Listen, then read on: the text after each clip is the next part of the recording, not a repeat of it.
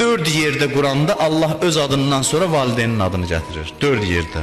La ta'budu illallah və bil valideyni ihsanan. Allahdan başqasına ibadət eləməyin və valideynizə yaxşılıq eləyin.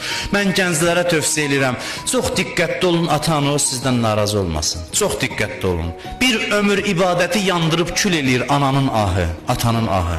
Olmaz insan ata-anasına sayğısız olsun. Olmaz, yol verilməz bir şeydir. Quran buyurur, uf da deməyin. İmam Sadiq buyurur ki, ufdan yumuşaq söz tapsaydı Allah onu deyərdi. Uf bilirsən nədir? Səni valideyn döyür, təhqir eləyir, uf da demə deyir cavabında. Narahatçılığı ifadə eləmə. O səni vurduqca sən can denən ona.